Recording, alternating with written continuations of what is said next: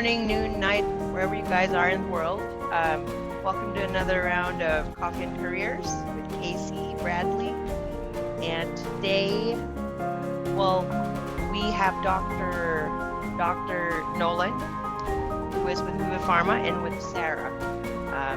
I have been working with Dr. David Nolan. I've known him for a very long time in my career. We first met when he was at Cargill in the swine production system, and I worked for the University of Arkansas.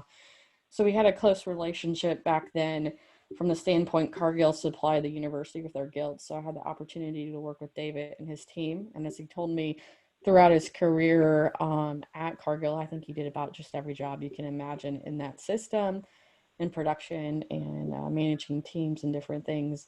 And then since then, left Cargill Animal Nutrition and is now at Hough Pharma as a technical service manager and veterinarian. I think one thing I can instill in David is he loves his grandchildren, and I think that's his hobby mostly. So that's always appreciative, and he's a great friend and colleague out there. Dr. Sara Hough is now with DSM Nutritional Products. I met her while we worked together at DSM. She joined about a year ago, and I had the privilege of interviewing her and selecting her to be our technical service manager on the veterinarian side at DSM.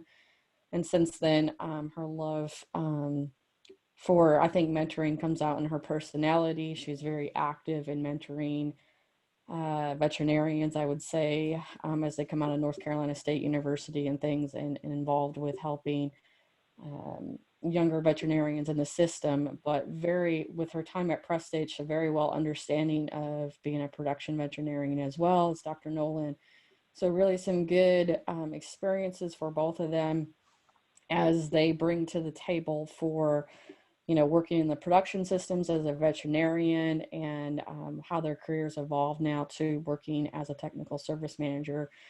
And I'm going to start with, do we want to throw a coin of who kind of starts and gives a background of their career and how you've ended up where you are? I'll let Dr. Nolan first. It landed tails, Sara. All right, I will start then. So Sara Hough, as Casey mentioned, was with Prestige Farms after graduating from North Carolina State University in 2011, and went into production after I graduated. Had a lot of interesting route to get to that point. Did not go to undergrad anticipating I would be a swine production veterinarian 8 years later, but met a lot of wonderful folks along the way at the university and within the production systems located in North Carolina, and just fell in love with the industry and wanted to support it the best I could. Did a lot of really interesting things, worked at Rollins Animal Disease Diagnostic Laboratory. I rode with various vets throughout North Carolina. One in particular would be Randy Jones with Livestock Veterinary Services. So he didn't just look at pigs, but that's majority of what his work surrounds. So got to see some interesting cases with him and other species as well. Did some internships with Hanor, Elanco, even dove into the One Health strategy and did an externship with Wake Forest University in their primate division. Worked with the late Dr. Monty McCall at NC State, who kind of developed the McRebel system as we know it. Even went abroad and spent some time in France with a veterinarian and learned about production in France and veterinary medicine in general. Did various other things while I was in school that kind of shaped me into wanting to be a swine veterinarian, and just luckily landed a job right here in North Carolina and worked with the Prestige family for 8 years. A wonderful experience, 180,000 sows located in 6 different states. So production was kind of spread out, required me to travel, required me to have a lot of different licenses. But it also introduced me to some wonderful people that I still consider colleagues and friends. So then moved on, transitioned into DSM, like Casey mentioned, about a year ago. It was just one of those opportunities I could not pass up. Loved production, loved the fast pace of it, loved the challenges that came with it. but knew, maybe 10 to 15 years, I might look for something different, a different challenge. So this was a little premature, but just a great experience to come work with this, my awesome team, and with this very intriguing company. And it is very much a challenge. Currently taking, Casey has a short course in swine research, which has been very eye-opening. I'm taking a short course in nutrition as well as a college level course in nutrition right now, just trying to catch up. So kind of being shovel fed a lot of information right now from, feeding from the fire hose, as they say. But it's been really great. I've been welcomed by my colleagues in the nutrition world, and just trying to understand the role that nutrition plays in animal health and production. So that's me. Well, thanks, and I'll put some mental notes in there of questions to make sure I feed to you for some discussion later. Okay. David, can we kind of hear from your journey and while you're, what brought you to Hough Pharma in your career to date? All right. Well, I thought I might just kind of start at the beginning. And I've had only 3 employers in my life, but like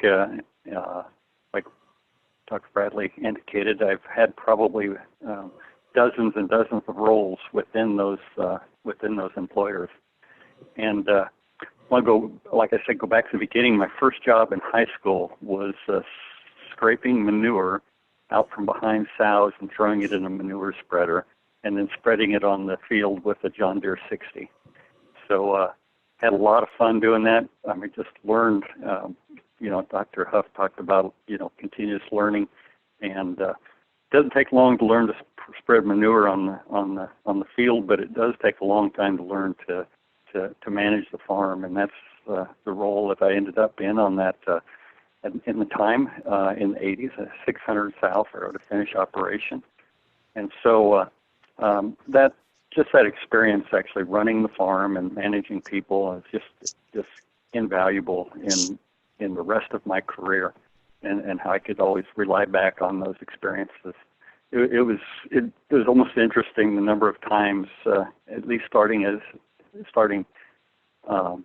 after veterinary school, you can go to farms, talk to producers, and they'd say, "Well, you've never done this before," and it's like, "Well, let me show you how," because actually I've, even though first year out of veterinary school I'd done whatever it was, inject the animals or whatever, multiple times more than some of the people I was working with. So it's just a lot of experience there. So I didn't go to. I was a non-traditional student, so I was working on and managing a at the time, relatively large swine farm. And that's kind of what I wanted to do, or at least I thought what I wanted to do. And so I actually dropped out of school, or quit going to school. Fast forward a few years, I'd been managing the farm for a while, got married. My wife was pregnant with our first child, and all of a sudden it kind of reality hit me. And it was like, what am I going to do when I grow up? I can continue to do this, but I'd like to continue to grow and learn and do new things. And so I actually decided to go back and finish my animal science degree, University of Nebraska-Lincoln. Graduated from that while I was still managing the farm, got that degree, and then went on into vet school. And 4 years into vet school, 2 kids when I went into vet school and 4 when I came out. So there were a few things to do other than just study. And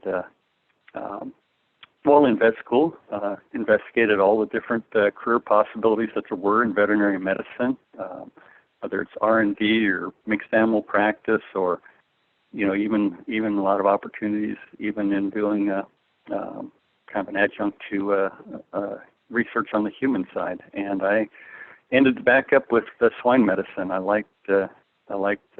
I guess I was comfortable with it, but I also love working with the people that raise pigs. And so that's what I ended up doing. And as Dr. Bradley indicated, indicated, I took a job with Cargill. It wasn't what I had anticipated doing. When I got out of vet school, I figured I'd probably end up in a mixed animal practice or a swine-only practice. But with the family and the importance I put on my family, I decided that at that time in my career that was a better choice for me. They offered some benefits that were at the time a little more rare in a veterinary practice, paid vacation, things like that, and I definitely wanted to make sure I kept my priorities straight, and that's always been a focus of mine. It's for sure difficult to do on a daily basis, but when you look long term, I consider the priorities first my faith, and then my family, and then my job or career. And so my job or career is to support my family, and so I don't want to ever ignore that. But then at Cargill, it's the live production side of the business, Cargill pork we called it at the time, and I started off just as a veterinarian doing farm calls. A little bit different because they were company-owned pigs, but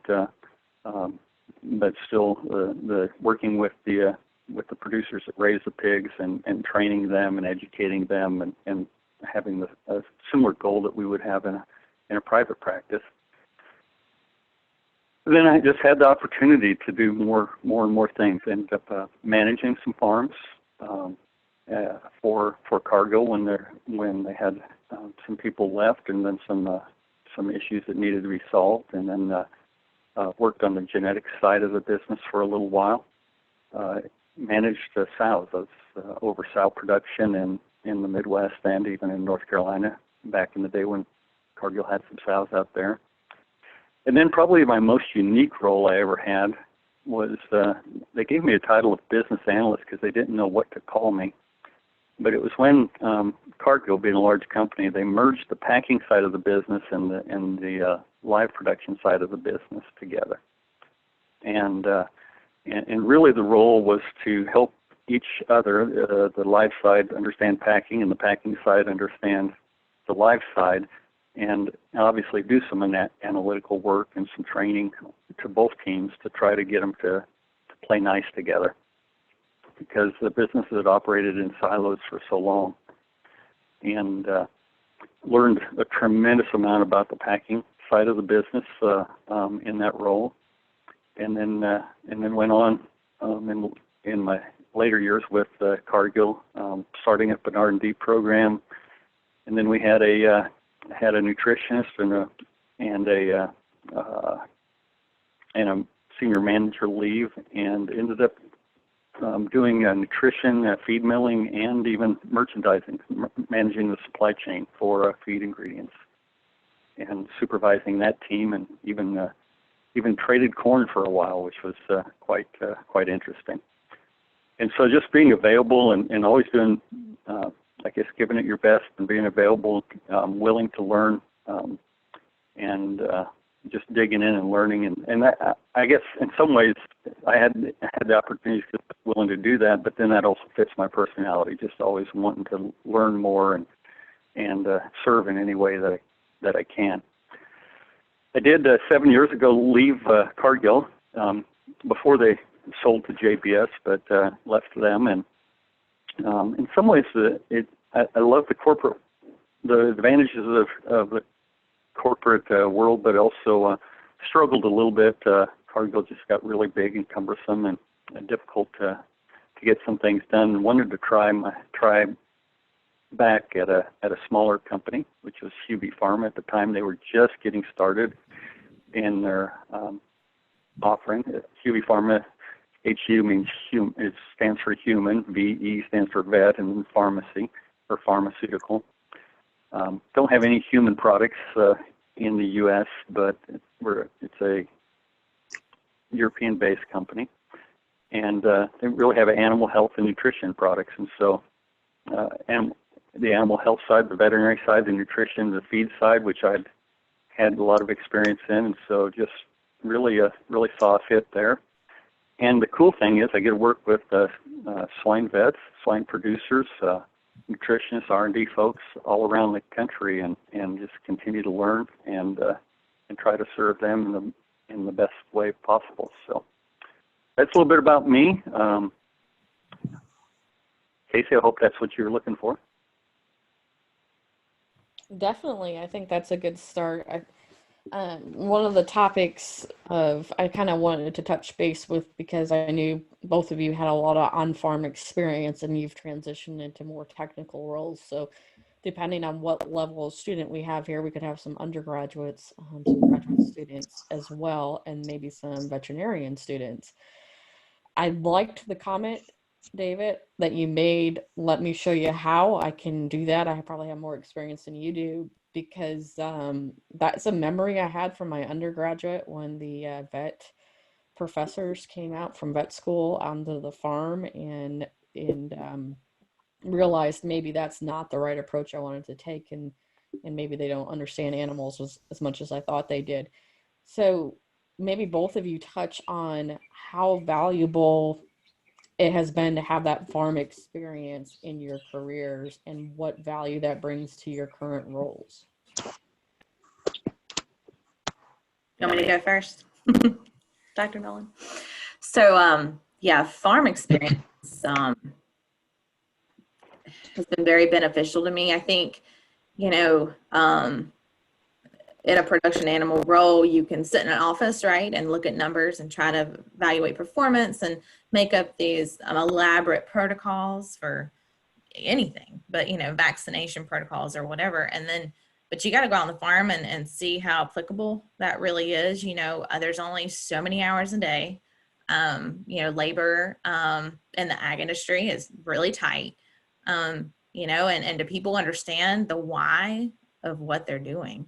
And so I think going on farms, touching, feeling, seeing what others are seeing, and kind of experiencing what's doable, what's you know, what you can or can't actually implement on the farm, I think is really critical in my previous role, and in addition to the role I'm in now. Just having that farm connection and knowing, you know, things that go on day to day, week to week, and the expectations has proven to be really helpful in a technical service position, because you've been there to where your clients have been, and you can help them sort through situations.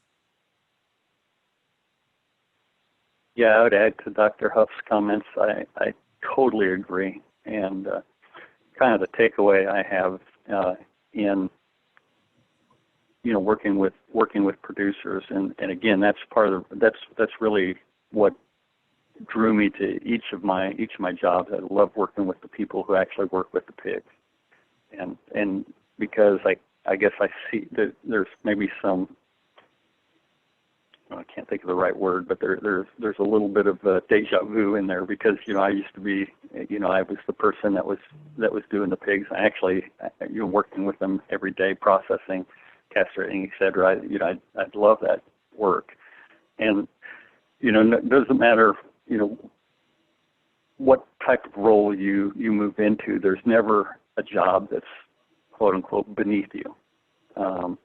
There's never an insignificant job, whether it's the guy doing the power washing, or the guy the guy or gal that's processing the pigs. I mean, those that's where the rubber hits the road. That's the, you know, where things happen, and just the fact, I don't know, the fact that I had the opportunity to do that, it's just really helped me, I think, in my entire career, and no matter what role I'm in, even as a, you know, even when I was talking about being a business analyst, you know, so I spent most of my time in an office, but yet, you know, relating back to the person actually doing the work, what is possible, what isn't possible, what are some of the hang-ups, what are some of the irritations. I remember one of the, we had a farm, and we all the employees, they were Cargill employees on the farm, and all the employees were required to take a survey, and the pig farm, the employees, the working conditions scored extremely low, and a lot of the managers sitting around the table said, well, of course it did. It's a pig farm. It's like, no, that's not the right attitude. You got to, we went to the farm and we asked the employees, what could improve the working conditions. And it ended up being something so simple. The lighting in the barns was dim, and they felt like they were in a cave all day long. And we went in and put in new lights and new wiring, new lights, and the difference it made in just how the employees felt about coming to work and doing their job made a huge difference. So anyway, those are some of the things, and and it's not. I mentioned another system I work with. As a technical service veterinarian, I work with the Carthage system, a group of veterinarians out of Illinois. And I know as part of their training program for a lot of the new veterinarians they're bringing on, they're actually having those veterinarians, first year out of veterinary school, work in actually spend their entire first year working in farms, doing everything that the farm employees do, because they see the value in that as far as just being able to develop new talent, and because you always rely back, you always think back to when you used to do that job and what what things went well and what the irritations were. No, I see resounding. that. I would have to agree on all that. As I tell people, I think Doctor, that I would love to go back to power washing some days versus the job we do. So, Dr. Nolan, we've got one question. So when, for example, when you're looking for a position on a farm to get experience, like, would you recommend a large facility or a small facility? I would recommend a facility. Period. I really It would. didn't really matter. Okay. I've seen, obviously I've worked on both, and there's unique differences to both, but the processes are the same. You power wash on both facilities. You process pigs on both facilities. The small facility might have some advantages in that you get a broader exposure, meaning to all different departments and all the entire process. And that's one thing I love to be able to do. It's just kind of my personality. I want to understand how what I do affects others, and so, or how what one role does affects others. All those. Oftentimes we call them unintended consequences. I want this job, this role to do this, to improve productivity. Well, it might improve productivity in their section, but not improve it for other individuals or the next link in the chain. So, yeah, I'm changing my answer. Small facility probably give you, if you have limited time, or the small facility, if you are doing it for experience and you can convince your manager to move you around, the large facility would be just fine as well.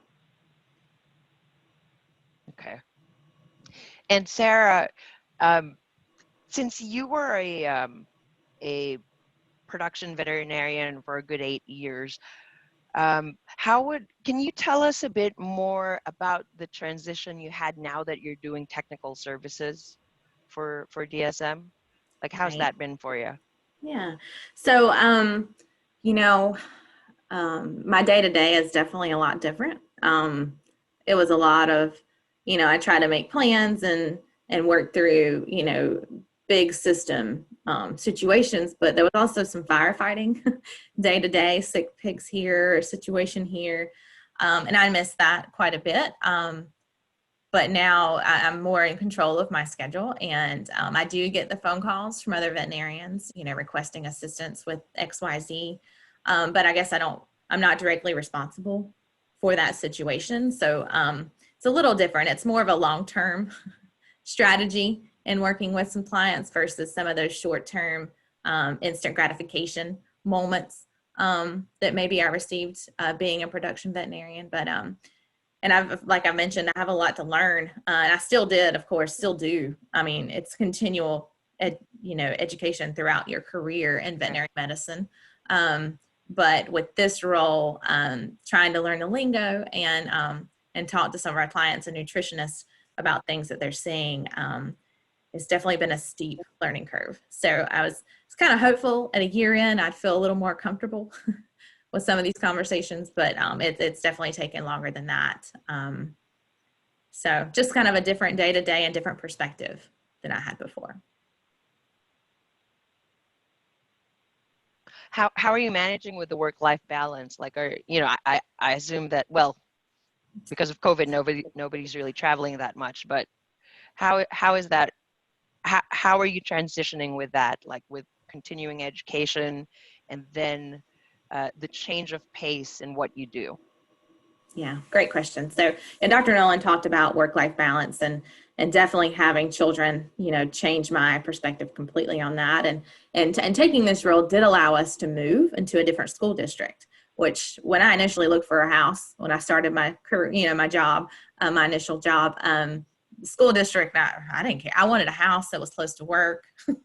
I wanted certain things, but schools really weren't on the radar. But now, that's something we talk about on a daily basis. So definitely allowed me to move into a different area that supports my kindergartner this year, although virtually, which has not been ideal.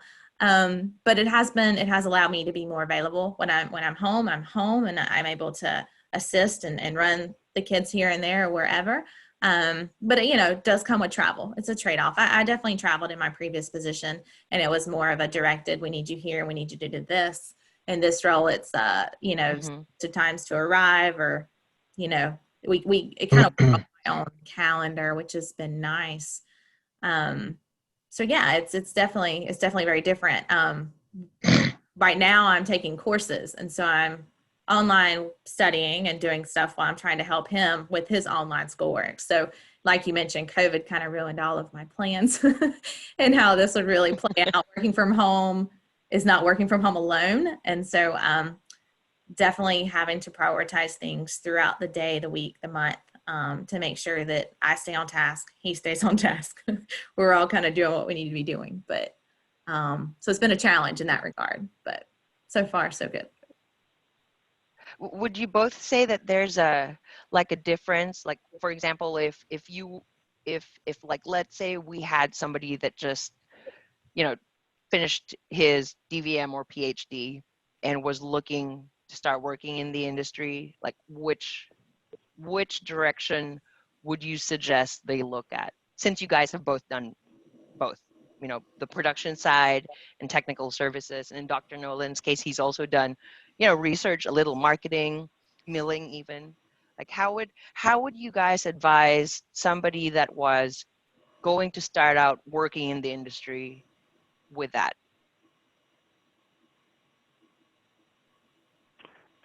Yeah, I can go first, Long Sarah. pause. And I think we have the same opinion, but so I'll let him go first. yeah, I can start. And can you hear me? Mm-hmm. Okay. All right. Yes, Great. we can. I was making. I'm.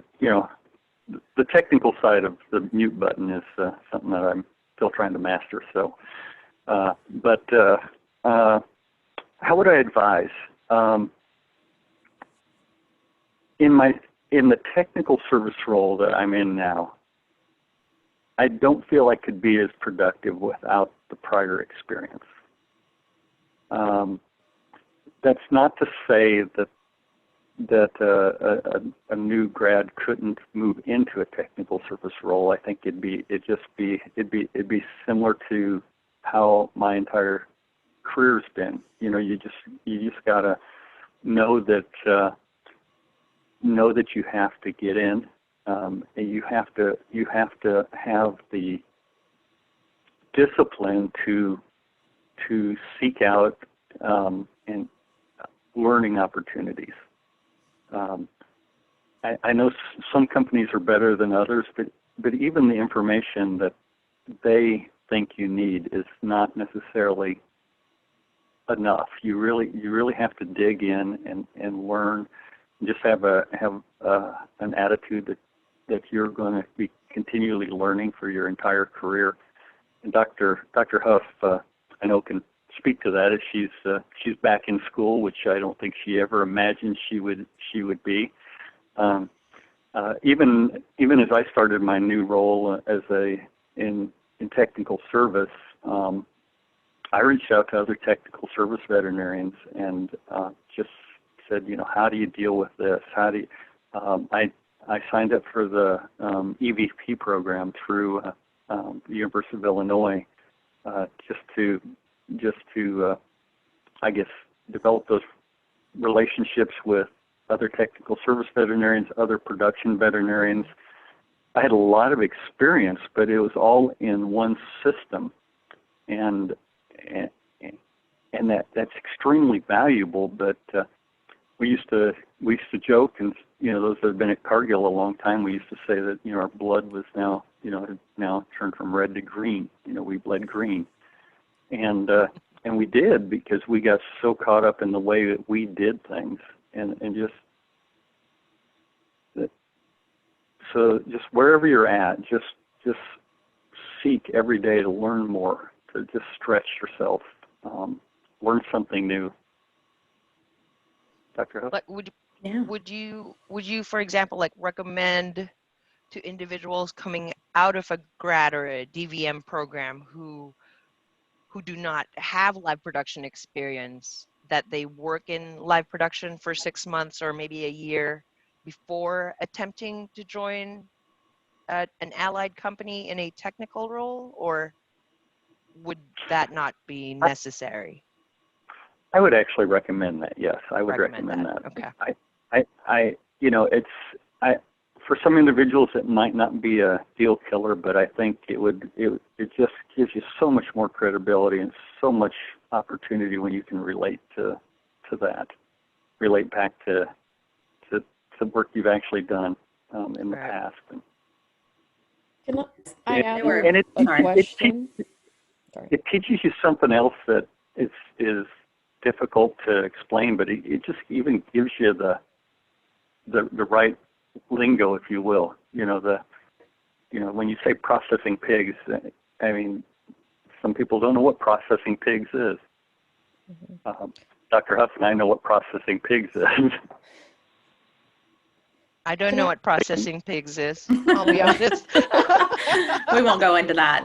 But can I add to that a little bit? Because I think Dr. Nolan and I share a little bit. We had a non-traditional education. You went back and finished your bachelor's degree and then went to vet school.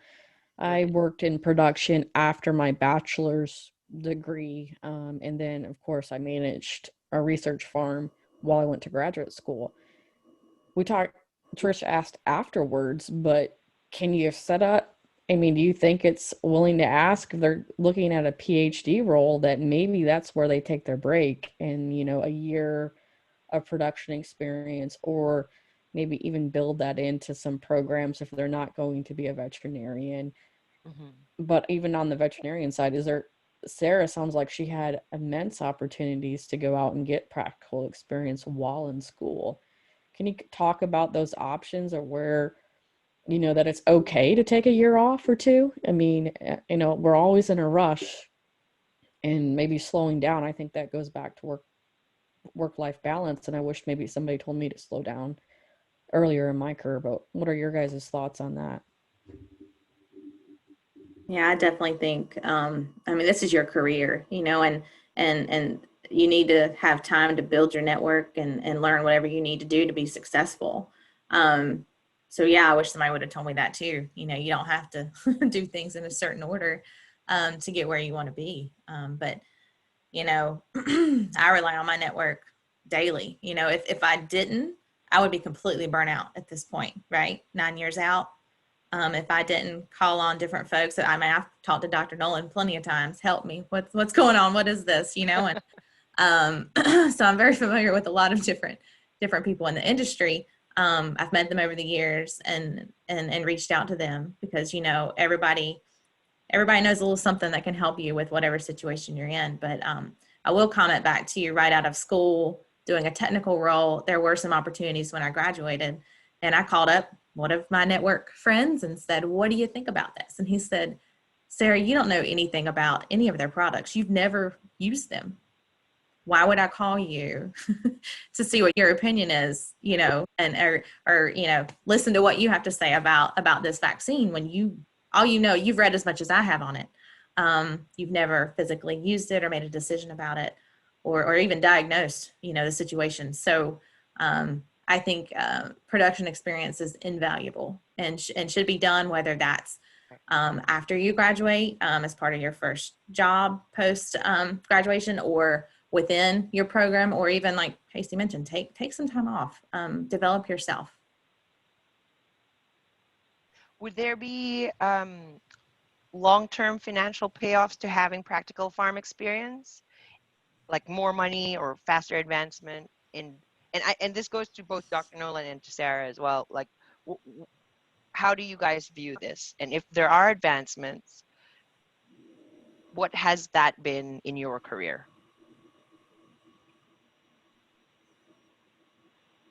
There's no question in my career, the experience I gathered, working on and managing the pig farm. That's kind of why I started out with, scooping straw out from behind sows. I mean, and spreading on the field with the under 60. That's there's a little reminiscing in that, but it's also that type of experience and just has, I think, made me a bit more valuable employee to my employer, and it has definitely advanced my career, and I think it advanced it and advanced it faster.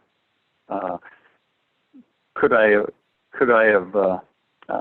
Is there a guarantee? No, but as long as you, I think, as long as as you serve others, you're always remembering back to that experience, and it helps you make better decisions that Right. that actually make sense, that make a difference, and better recommendations, better decisions, depending on what position you're in. But I think there is a long-term payoff to that. I agree. How has that been different for you, Sara, from moving? Well, like, okay, like let's be honest, the allied side does pay better sometimes. Yes, typically. They But they do. pay for that experience. I mean, that was a Yes, requirement exactly. for this position, was to have 5 years or more experience. So Right. they want someone that, because I am customer facing, right, that can Yes. relate to customers. And the only way to do that is to have that experience. So yeah, I would not have this position currently without that. Without the production experience. Yes, ma'am. Yeah, the same here. I would say, just to touch on that a little bit, I think that's the struggle of new graduates. How do they get out there and get experience and get roles? But I can just speak from my career if we want to just talk income levels, and I'm not going to give away my first job with my bachelor's degree. I made $22,500 a year working in production. And, I took a lower pay because I wanted that experience where we talked about small versus large.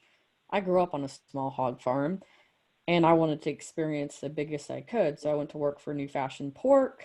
And, maybe not made the best money. Definitely, it was a tough decision moving 24 hours away from my family and everything I had, but it taught me a lot. So I think that goes into getting the experience. But as David mentioned, he only knew one system through Cargill and he bled green. And I think sometimes we have to sacrifice either temporarily living in a place we don't want to live in, taking a salary we don't want to take to better our careers, because it's not a sprint, it's a marathon. So, kind of making those decisions and being successful. So I went, from a very basic production manager trainee program to, now I'm making 6 figures plus, traveling the world, you know, on usually paid by companies and getting to have experiences I never thought I would have. I never thought I'd get off the hog farm. I wanted to be a production manager all my life, but it's gone beyond that money and that role of, but yet you have to pay the price. And I think sometimes I read a lot of scholarship applications from students and all this stuff they've done in their undergraduate, and I'm like, slow down a little bit, enjoy life, go get some real good experience. But they're rushing for that end of my PhD. I want to be a professor or tech service manager. I'm rushing into things. And I think, you know, if I would have slowed down even more when I was younger, you know, I have invaluable experiences, but maybe I would have chose a different path, I guess. And so, you know, hindsight's always better, but my feedback.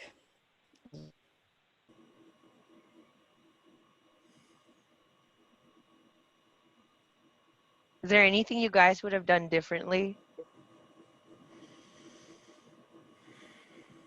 No, I don't think so. I mean, you know, I will emphasize the network thing again. I think the only reason I've had the career I've had is because of who I knew, who I worked with, and not what I know. It's the attitude you have. So, you know, coming out of school, you feel like you know all these different things and you want to go apply them, right? You want to go and diagnose and do this and that.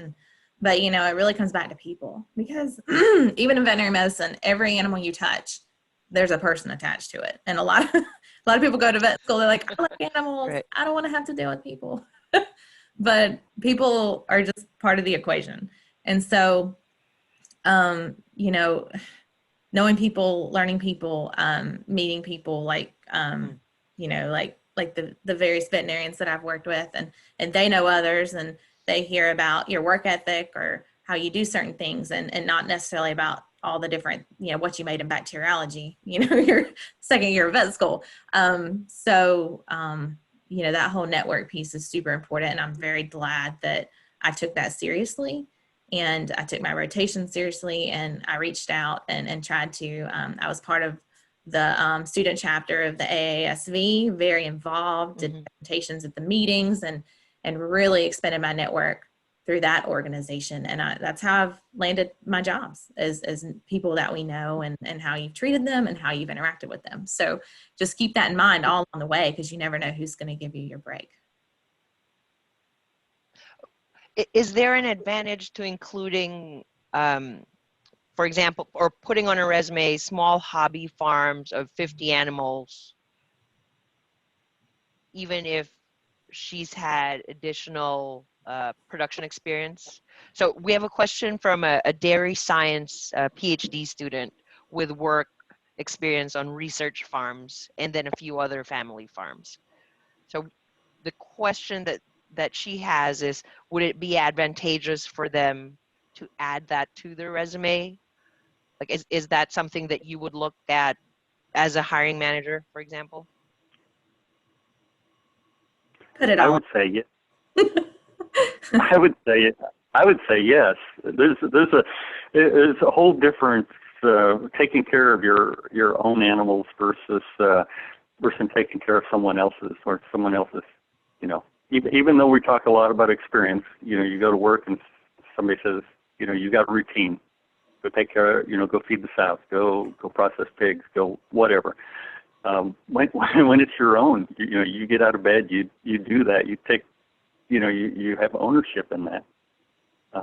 I would say absolutely, and it shows. I guess it shows a love for animals, a love for production agriculture.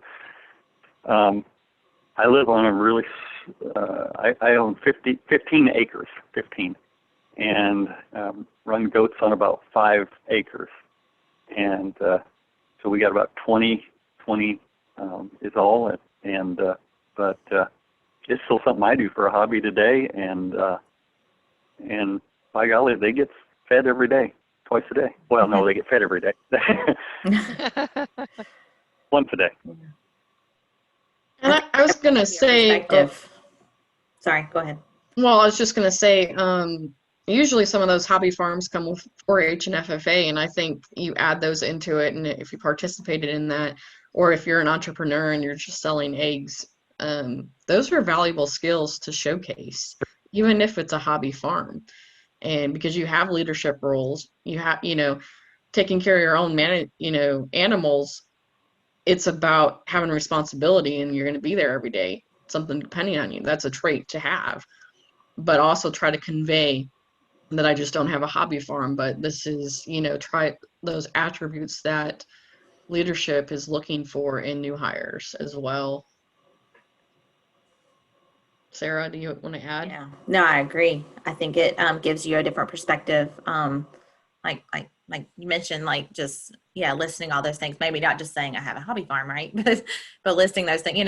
We all come up with different synonyms and stuff in our CVs, right? For different things, right? No, we don't bleed pigs. We make it some fancy collection, of samples or whatever. But I think you could definitely include that and word it that just shows some different attributes that maybe another candidate might not have. What other outside organizations or networks would you kind of recommend for them to be more active in? Yeah, I mean, I've already mentioned AASV for the veterinary side. Yeah. So, I mean, Yeah, I think animal science groups, I've been to a few different meetings. Of course, I'm new to this industry, so I'll let Dr. Nolan speak on those. Yeah, I definitely think the area that you're seeking, that you would seek out and become involved in those organizations, like Dr. Hough said, the AASB or the Animal Science Association, I think is what it's called, ASA. But and there's other organizations as well that, depending on your interest, I mean, seek them out. Learn. It's part of learning. Just remember, I talked about that a lot. Just learn as much as you can and make those connections. NIAA was something I was fairly involved in, National Institute of Animal Agriculture, early on in my career, and really enjoyed that and met a lot of people and still definitely follow that organization. And there's others as well, just depending on where your area of interest is. I'm going to put a little plug in here for Targeting Excellence because I think Dr. Nolan and Dr. Huff's both participated in those events. It's not just swine related, but Targeting Excellence is a great exposure. It doesn't take a lot of time to go do a gun shoot, clay pigeon type shoot, but it's also a scholarship program. But events like that, and there's golf outings at different universities depending on where you are, that bring the industry together. So if you can participate in different things like that, the social networking part of it to meet people, I think is invaluable as well, of just maybe time commitment or something for your resume, but going out there and actually talking to people in the industry. Either that's the pork producers, events, whatever area you're in. So what I've found, I wanted to add to that, Casey. What I've found is those of us who've spent a number of years in our careers, and it doesn't have to be as many as me, but we love to see new folks growing and developing and have an interest in the same thing that we're doing. And I've seen just 99% of the professionals I work with go out of their way to welcome new talent, to engage them, to just try to get to know them better. thus we're on Coffee and Careers. Exactly. Yeah. Trish, any last minute questions? We have one more. So as a farm owner of close to 1,000 birds, how would I share my on-farm observations and hypotheses in order to enhance my network and career prospects?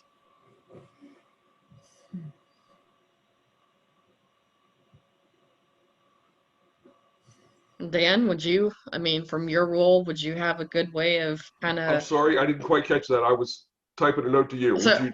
so I Oh, think this was a question that you had, size of farm, small or large. This young man wants to know, he has a 1,000 bird operation. How does he use that to help his resume and career? How does he word that to help grow his career, have better opportunities in his career? Okay. Um, I agree wholeheartedly with what David was talking about earlier, where large farm or small farm operation, whatever. What I'd add to that is you want to make sure you're going to work for an organization that has high quality procedures. That not that you're just learning it or doing it, but you're learning to do it the right way. So if I have 1,000 birds and you want to strengthen this, I would make sure I was doing it the right way. If you can get certified by this, or if you can have recommendations by your veterinarian, by your nutritionist, who say this person is doing this the right way, that will help. Put those comments in a sidebar on your resume if you have to. Put them on your LinkedIn profile. Put them in your cover letter. That I have this, I'm doing it this way, I'm getting this kind of performance. Okay? If you're getting record level performance or industry standard performance at 1,000 birds, that's great. If it's a hobby farm and you're not getting great performance, then it's not going to be as attractive. So talk about the performance you're getting, talk about get recommendations, talk about certifications that you've had. And if it's a hobby farm, you definitely talk about, your skills that you've learned in running that farm. But yeah, I agree with Dan completely.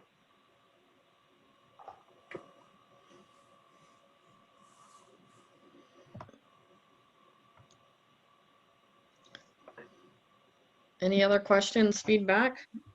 I mean, we got 6 minutes, so I'm going to ask some tough questions. Okay, so you did mention to us prior to this, maybe talking about working together with other folks in the industry or Yeah. within your Yes. organization. So I thought I'd just touch on that because I do believe there's kind of a stigma, right? Veterinarian, nutritionist, one's right, one's not. So it goes back to that going on the farm together, spending time together, seeing things from each other's perspectives. Because at the end of the day, in a production system, you of course all work under this least cost umbrella, but you're a team. You've got to make it work.